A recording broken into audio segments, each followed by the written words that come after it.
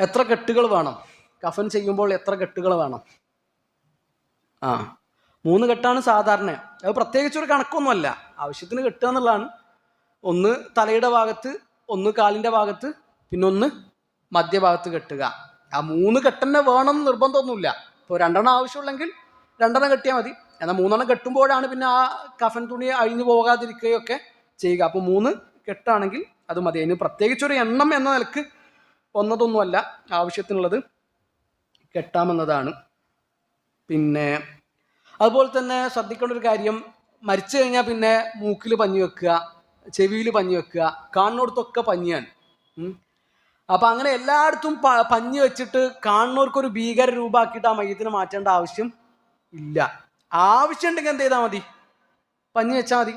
അപ്പം എവിടെന്നെങ്കിലും രക്തം വരുന്നുണ്ട്, ബ്ലഡ് വരുന്നുണ്ട്, അപ്പോൾ പഞ്ഞി വെക്കൽ ആവശ്യമാണ്.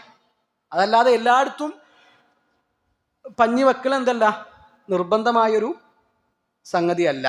ഇപ്പം ഈ പോസ്റ്റ്മോർട്ടമൊക്കെ ചെയ്യുന്ന മയ്യത്ത്, അപ്പോൾ മയ്യത്ത് പോസ്റ്റ്മോർട്ടം ചെയ്താൽ അതിൻ്റെ പിറകു ഭാഗത്ത്, ഈ പെരടിയുടെ ഒക്കെ ഭാഗത്തുള്ള സ്റ്റിച്ച്, അവിടെ നിന്നൊക്കെ പിന്നെ രക്തം വരാൻ സാധ്യത ഉണ്ട്.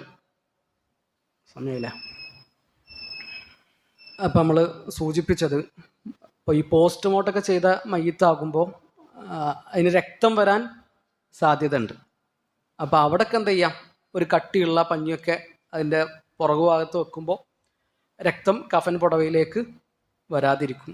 ഈ പോസ്റ്റ്മോർട്ടം ചെയ്യുന്ന മയ്യത്തിനെ കുളിപ്പിക്കുമ്പോൾ, ഈ കുളിപ്പിച്ച് പരിചയമുള്ള ആൾക്കാർ പറയുന്നതാണ്, നല്ല തണുത്ത വെള്ളം കൊണ്ട്, ഈ ഐസിട്ട വെള്ളം കൊണ്ട് കുളിപ്പിച്ചാൽ ആ രക്തം കുറച്ച് നേരമൊക്കെ എന്ത് ചെയ്യും, അങ്ങനെ നിൽക്കും.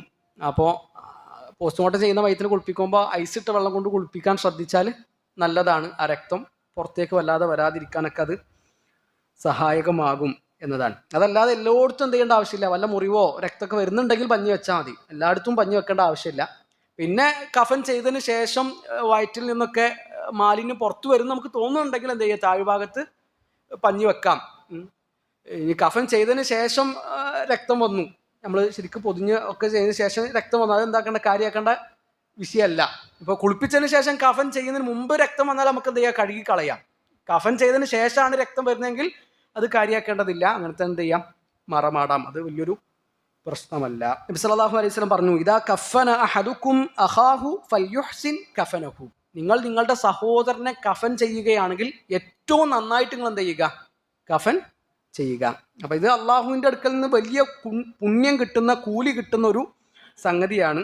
അപ്പോൾ ആ ഒരു കൂലിയും പുണ്യമൊക്കെ പ്രതീക്ഷിച്ചുകൊണ്ടാണ് നമ്മൾ ഇതൊക്കെ ചെയ്യേണ്ടത്. ഇത് മാത്രമല്ല, എല്ലാ കർമ്മങ്ങളും നമ്മളങ്ങനെയാണ് ചെയ്യേണ്ടത്.